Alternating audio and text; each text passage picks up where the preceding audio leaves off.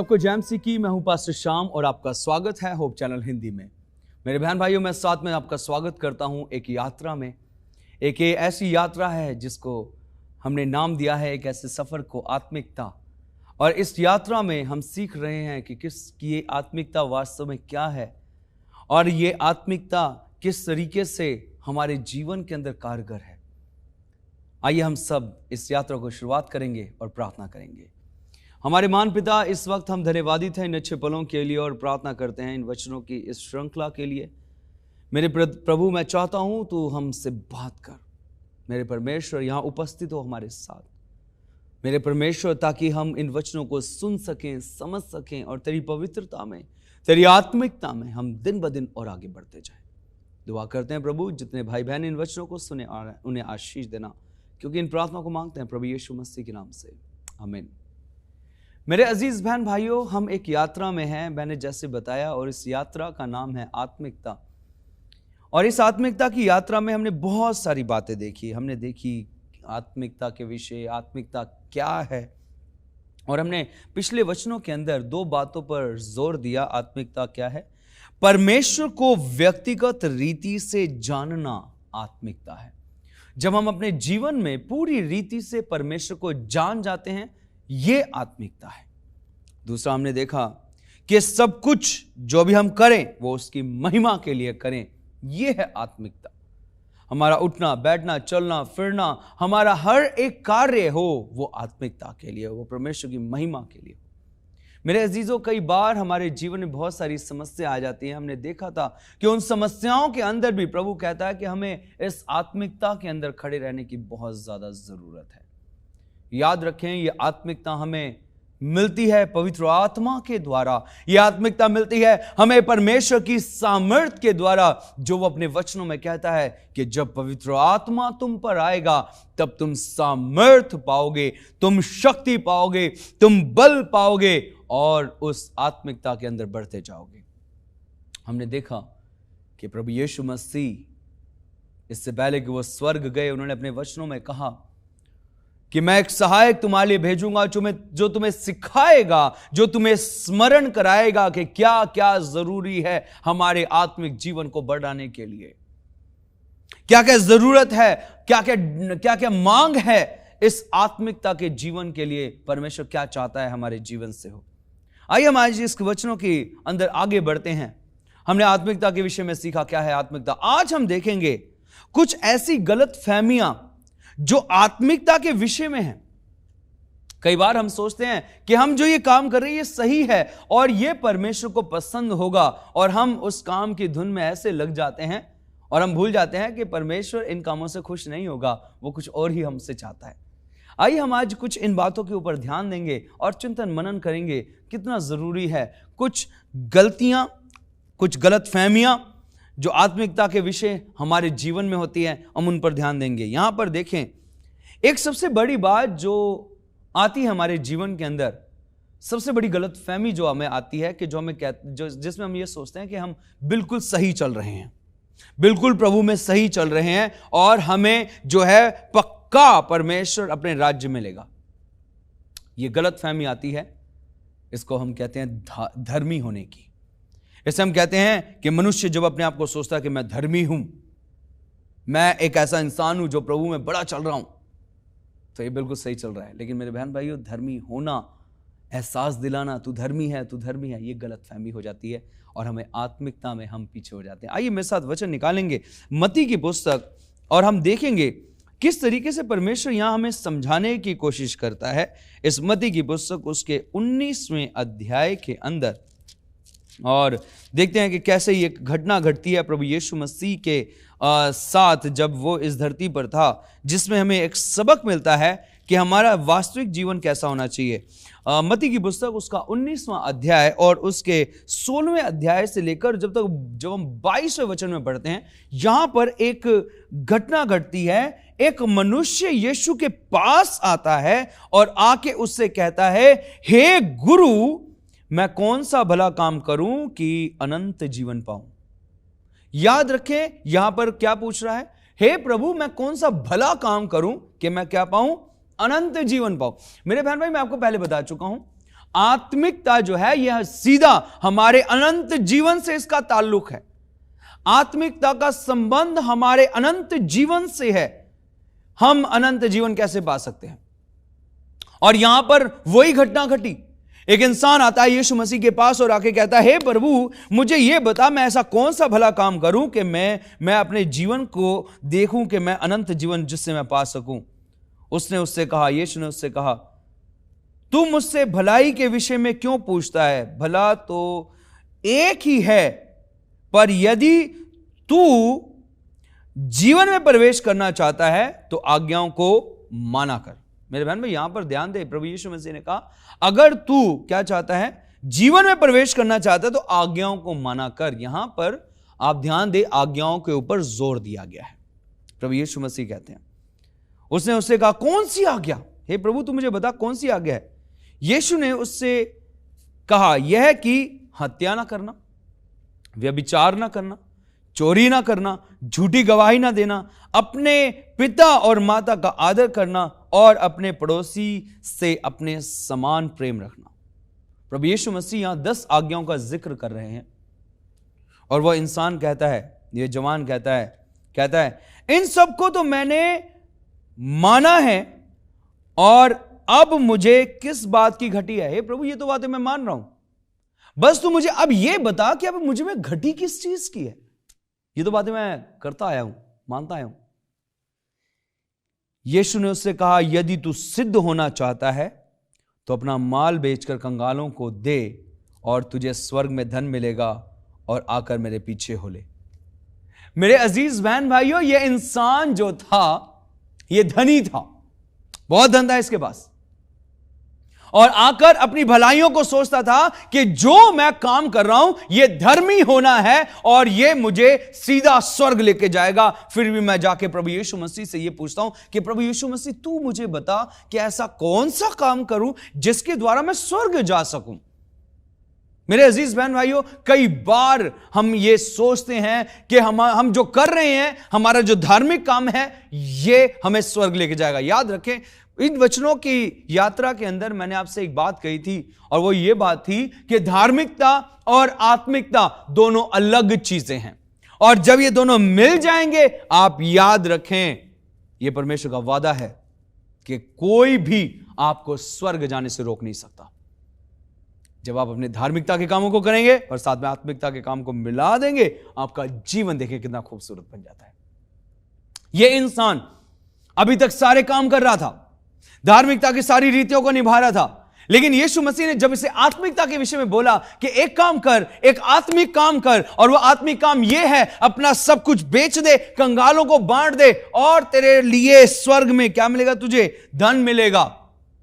कहां की बात हो रही है? यह स्वर्ग की बात हो रही है। मेरे बहन भाइयों, उस समय उस जवान के मुंह पर उदासी छा गई। वो जो जवान था, वचन कहता है, परंतु वह जवान और यह बात सुनकर उदास होकर चला गया, क्योंकि वो बहुत धनी था। मेरे अजीज बहन भाइयों, क्योंकि हमारा जो प्रेम है वो कामों में है, हमारा प्रेम परमेश्वर की बातों में नहीं है, हमारा ध्यान परमेश्वर के स्वर्ग राज्य की ओर बिल्कुल भी नहीं है। तभी हम कहते हैं, हे प्रभु, बता हमें क्या काम करें। और लेकिन जब परमेश्वर का वचन आता है तो प्रभु से हम कहते हैं, नहीं प्रभु, यह हमसे नहीं हो सकता।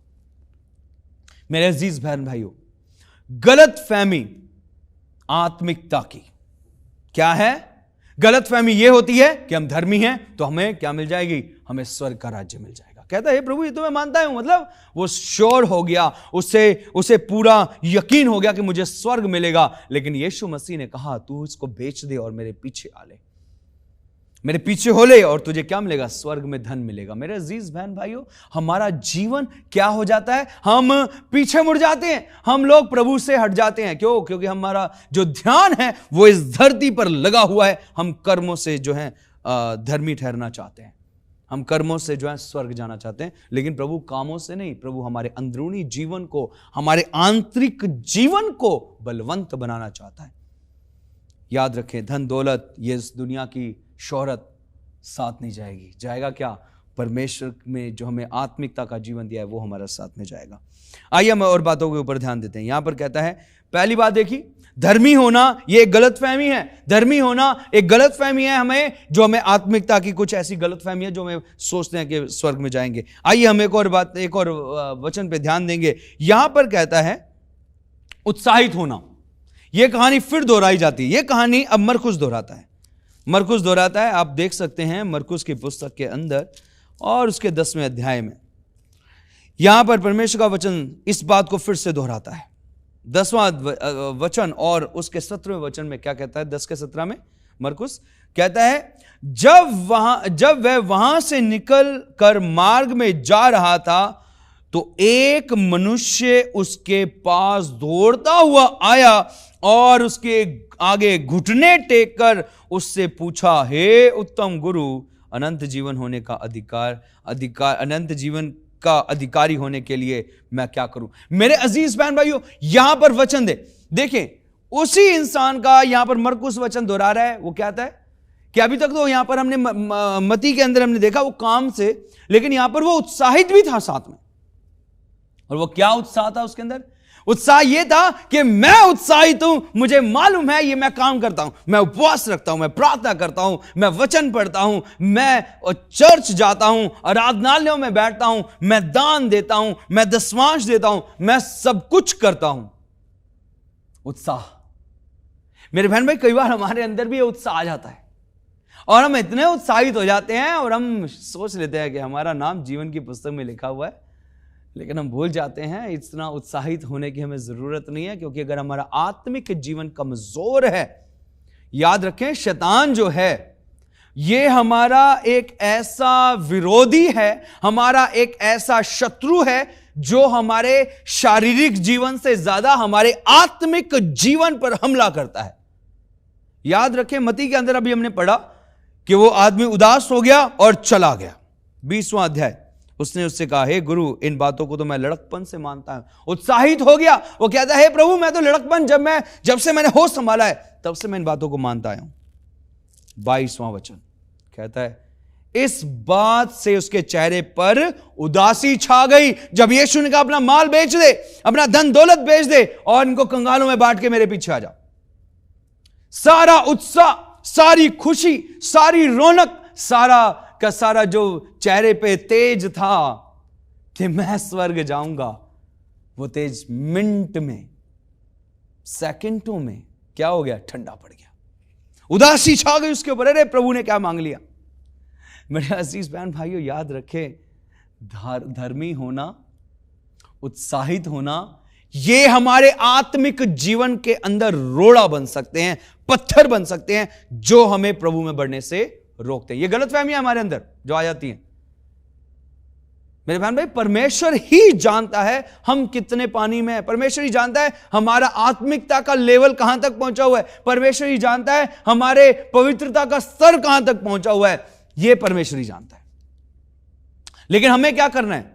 हमें बस बिना किसी बात के, बिना किसी अपनी बड़ाई के, बिना किसी परमेश्वर के साथ आर्ग्यूमेंट करते हुए उसकी आत्मिकता में, धार्मिकता में बढ़ते जाना है। यह हमारा काम है। अपने आंतरिक जीवन को परमेश्वर के हाथों में सौंपना, यह हमारा काम है। अभी तक हम संसार के अंदर घूम रहे हैं, अभी तक हम डोल रहे हैं, इधर से उधर, उधर से लगे हुए हैं। लेकिन महत्व क्या है? महत्वता यह है कि हमें अपने अंदरूनी जीवन को परमेश्वर के हाथों में सौंपना है और उससे कह रहे हैं, प्रभु मुझे आत्मा में बढ़ा दे। उत्साहित ना हो कि अगर आप आज्ञा मान रहे हैं तो आप स्वर्ग जाएंगे। उत्साहित ना हो कि अगर आप धर्मी अपने आप को समझते हैं, क्योंकि परमेश्वर कहता है अभी भी तुम में एक बात की कमी है।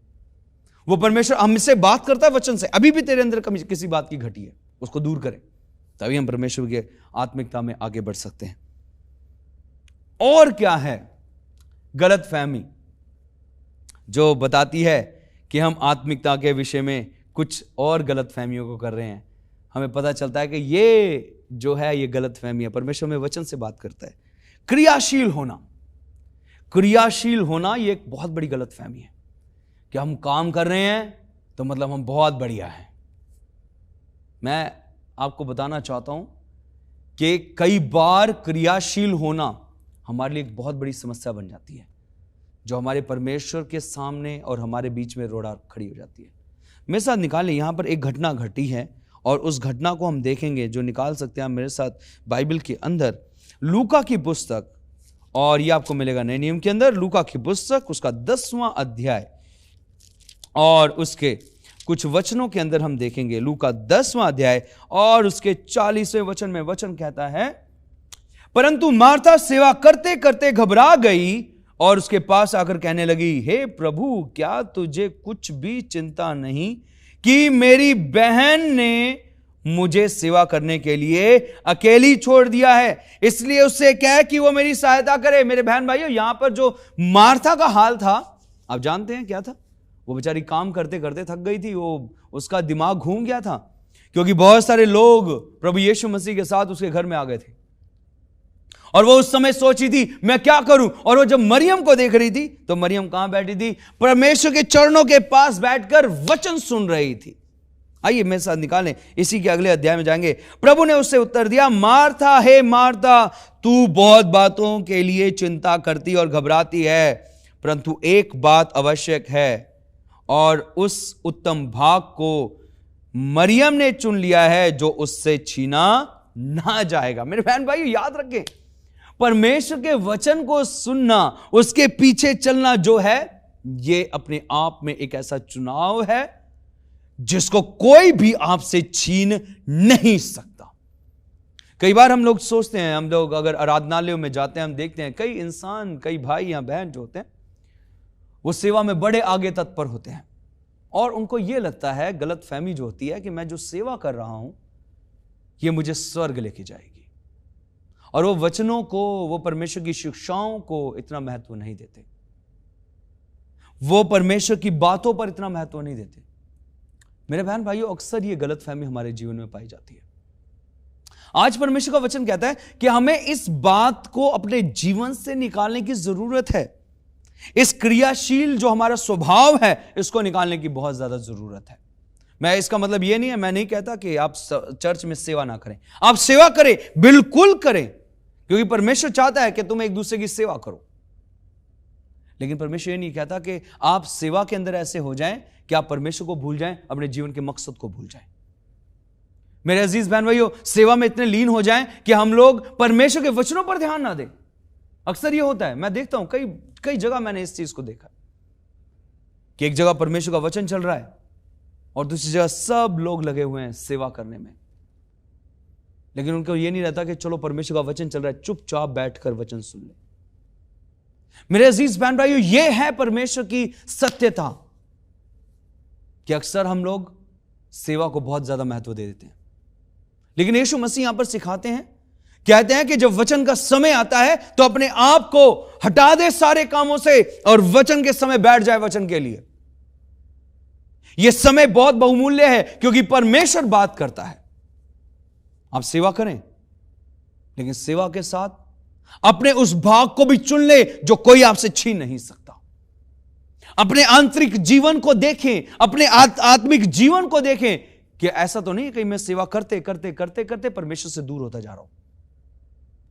मेरे बहन भाइयों, बहुत अच्छा लगता है जब जवान बच्चे, जवान बेटे बेटियां चर्च में आके, भवन में आके उसकी देखरेख करते हैं। यह बहुत खूबसूरत बात है, लेकिन किस लिए देखरेख कर रहे हैं?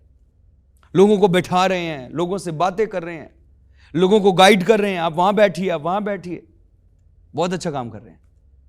लेकिन जब वचन का समय आए तो मेरे बहन भाइयों, अपने आप को सेवाओं से हटाकर लेकिन सबसे उत्तम सेवा का भाग चुने, वो है वचन को सुनना। क्रियाशील होना अच्छी बात है, सेवक होना अच्छी बात है, लेकिन सेवक के साथ में परमेश्वर के वचन से प्रेम करना बहुत और बहुत अच्छी बात है। ये गलत फहमियां हैं हमें। जब हम सोचते हैं कि हम धर्मी हो गए हैं तो हम स्वर्ग चले जाएंगे, ये गलत फहमियां हैं। जब हम सोचते हैं हम उत्साहित हो चुके हैं, हम बहुत सारा काम कर रहे हैं, बहुत बढ़िया काम कर रहे हैं, ये गलत फहमियां है। ये गलत फहमियां है जब हम क्रियाशील हो जाते हैं। हम सोचते हैं कि हमारे कामों के द्वारा हम स्वर्ग चले जाएंगे।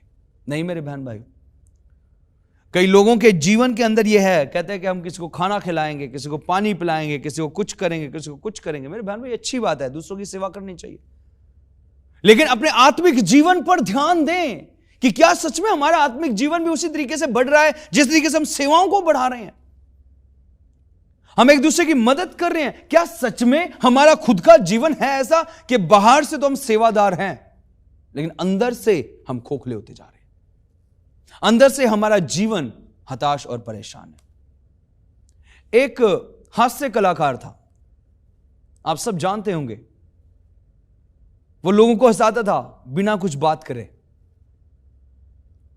और उस इंसान के जीवन के अंदर जब अपने घर में जाता था तो अपने आप को हताश परेशान पाता था। बाहर वो लोगों को हंसाता था लेकिन एकांत में जब वो देखता था तो क्या होता था, वो बेजान होता था, डिप्रेशन में, चिंताओं में, बोझ में पाता था। मेरे बहन भाई, कहीं ऐसे तो नहीं हम कि हम बाहर तो बहुत खुश दिखते हैं, बाहर तो हम बड़े सेवादार हैं, लेकिन जब हम एकांत में बैठते हैं तो हमारे जीवन से जो है कमजोरियां बाहर आ रही हैं।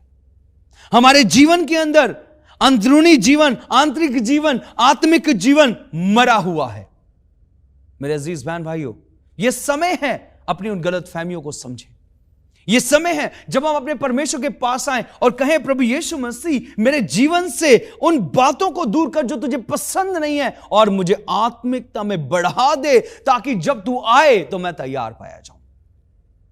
मेरे अजीज बहन भाइयों, पवित्र आत्मा आएगा, पवित्र आत्मा आता है, और अब भी पवित्र आत्मा आपके साथ है जब आप वचन सुन रहे हैं, और यह आपको सिखा रहा है कि अपने जीवन को आत्मिकता में बढ़ाना शुरू कर दो। क्योंकि पवित्र आत्मा जब आता है, हमने पढ़ा यूहन्ना की पुस्तक उसके 14वें अध्याय के अंदर, जब पवित्र आत्मा आता है तो वह हमें सिखाता है, हमें प्रभु की बातों को स्मरण कराता है। वो हमारे जीवन के अंदर पाप होने नहीं देता, हमारे जीवन के अंदर कमजोरियों को नहीं आने देता, हमारे जीवन के अंदर वो हर एक ऐसी बात को बाहर निकालने में हमारी मदद करता है जो हमें परमेश्वर से दूर कर रही है। मेरे अजीज बहन भाइयों, उस पवित्र आत्मा की आवाज को सुने, उसको पुकारे, हे परमेश्वर, अपने इन वचनों के द्वारा मुझे अपनी सामर्थ्य से भर दे, मुझे अपनी शक्ति से भर दे, ताकि यीशु मसीह जब तू बादलों पर सवार होकर आए तो यह जीवन तुझ में तैयार पाया जाए। और मेरे बहन भाइयों, ये एक ही बार होगा जब हम उस परमेश्वर को पुकारते हैं, उस आत्मा की आवाज को सुनते हैं, जब हम उस पवित्रता के साथ अपने संबंध को जोड़ लेते हैं। अपने जीवन से इन गलतफहमियों को दूर करें और अपने जीवन को पूरी रीति से परमेश्वर के पास लेकर आए। आज हमने देखी गलतफहमियां। धर्मी होना जो है, ये एक सबसे बड़ी गलतफहमी है कि हम परमेश्वर के राज्य में चले जाएंगे। धर्मी होना गलत बात नहीं है, लेकिन धार्मिकता के साथ आत्मिकता भी जरूरत है। याद रखें, प्रभु यीशु मसीह ने उस इंसान से क्या कहा कि तू अच्छा कर रहा है सारे काम, लेकिन अब तू क्या कर, एक और काम कर कि अपने माल को बेच दे और मेरे पीछे आ जा, सारे धन को कंगालों में बांट दे। बहुत बढ़िया, अगर तू ये आज्ञा मान रहा है तो मेरी इस आज्ञा को मान। मेरे अजीज बहन भाइयों, वो उदास हो गया। आज हमारे जीवन में भी कमी है। आइए परमेश्वर के पास, परमेश्वर आपको आशीष देगा। आइए हम सब दुआ करें। स्वर्गीय खुदावंद, धन्यवाद इन अच्छे वचनों के लिए। प्रभु, मैं इस वक्त दुआ करता हूं, इन गलत फहमियों को तो हमारे जीवन से निकाल, ताकि प्रभु हमारे जीवन सच में आत्मिकता में तुझ में बढ़ते जाएं और हर एक कमजोरियां प्रभु तेरे नाम से दूर की जाएं। हमें सामर्थ्य दे, शक्ति दे, बल दे, ताकि हमारे जीवन तुझ में आशीष पाएं। क्योंकि इन प्रार्थनाओं को मांगते हैं प्रभु यीशु मसीह के नाम से, आमीन। प्रभु यीशु मसीह आपको सबको आशीष दे। सबको जय मसीह की।